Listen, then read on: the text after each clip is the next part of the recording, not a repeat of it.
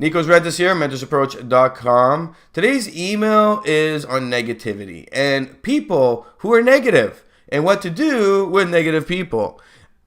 Specifically with this example, I'm going to walk through because I've been in it. This is an email from somebody who I've coached, and we got through and we gave a whole bunch of recommendations. She got moving on her business, and now she's dealing with the mental part of things. And here we go. Hi, Nikos. I want to thank you for all your suggestions and help. I got my business up and running, and I've followed through on your recommendations. Things have started moving, and your process has helped tremendously. Thank you, and I'm hoping it just keeps climbing. I'm hoping for the best for you because you have a great business idea there. I wanted to ask you about my issue with my husband.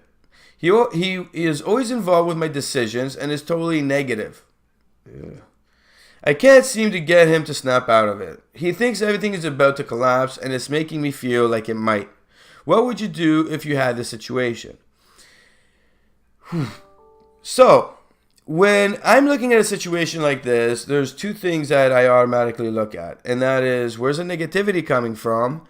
Like, why is he feeling this way? And two, why is he involved in your decisions? We talked about this on the phone. Okay, this is your business, your baby. Okay, he's got his job. He's working somewhere. If he wants to start his own business, great. It's your business, and quite frankly, yes, you guys both invested the money into it, but it's your business for you to do. Okay, you came to us, and what I remember, we had a couple email exchanges of just recaps and everything, and you had said that after our conversation, he kind of lightened up and he was like, okay, great ideas, get moving, and now we're back to this months later. So the question comes down to your progress and where the money's coming in that he would be happy with. Okay, because clearly you guys have different goals and you guys have different objectives, and his change according to the times, where you have stuck through with the planning and you're hitting those goals. So clearly he's seeing something different. It might be that he saw the opportunity, started working, and then he goes, oh wait, it could be up here, and if it doesn't get here, then we're gonna fail. I've dealt with people like that. It's horrible. It's a mentality. It's crazy because you're spending time dealing with that. Negativity is a hard thing to work through, especially if you're an entrepreneur, because it's never like just a straight line of growth. Okay, nobody ever has that. That's a lie if they tell you that. Okay, it is either like this or a skyrocket or an epic fail. It's one of the three. It's never a straight line. And you know what? There's some exceptions. I understand, but usually most people want to get on that curve. That's like exponential growth, but it's not often. It doesn't happen all the time. What you need to do is pace yourself and see those up and lows until you get a pattern and see the mistakes you're making until you can finally get that straight line of growth. And sorry. And what happens here is, you're dealing with somebody who is negative. You need to do the approach of stepping back the business away from it, taking it away from it, and saying you're not allowed to be in the decision-making process. And if he gets angry or whatever, you just say, listen, this is the number of times, and list them out, start writing them down. You have said negative things, and then I did not work because I felt negative, I felt like a failure, and I could not continue to work. Okay? I spoke with some professionals, we went through it, we got planning done, we started moving towards the direction we wanted to go, and now of course I gotta fly.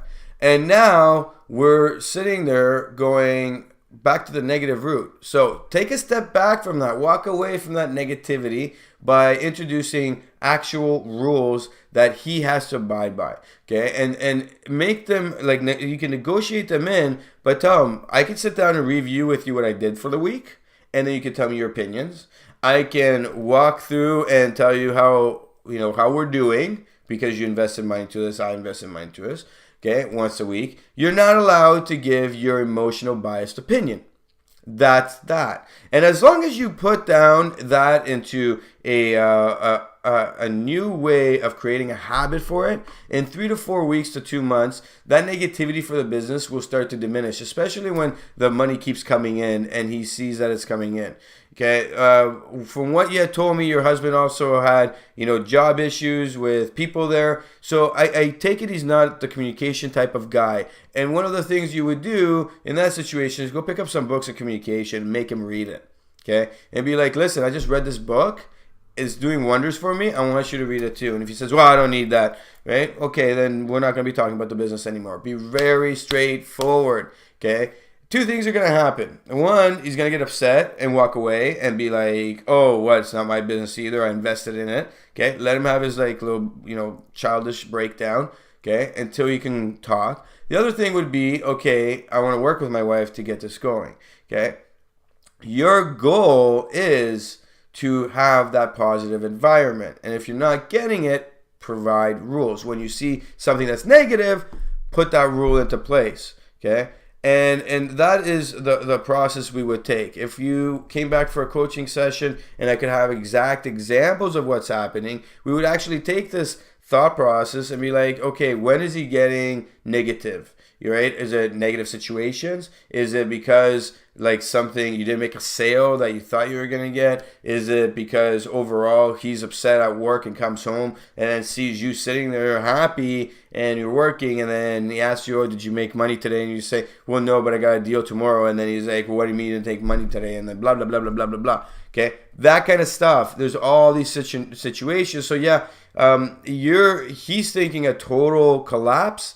That total collapse is not going to happen. Do not feel because he thinks there's a collapse happening, you're going to have a collapse in the business, because I've looked at your business, you've been working on it, you're progressively growing, okay, as we planned it out. The only way you're going to fail is if you stop working and stop doing the things that we've said that you need to do. So take your time with that. That thought process should be there. Make sure you're focused on your business, and whenever an emotional thing comes up because of him, start working on something. I think we gave you 60 things to do. There's no way you would have gone through them all yet.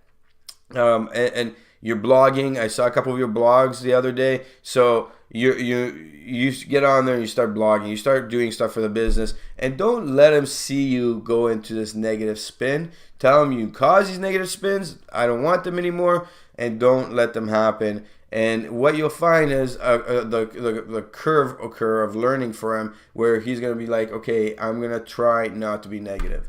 All right, so take your time with that. If you need another coaching session or anybody going through similar situations, please visit mentorsapproach.com and book an appointment with us. There's phone conversations that you could have for half an hour, or email-wise. You could actually provide more of an email with specific examples, and we walk through those, and we can make sure that you have a different direction that can help you positively change whatever situation you're in. Again, my name is Nikos Rentas, mentorsapproach.com. Please like and follow and share. Thank you.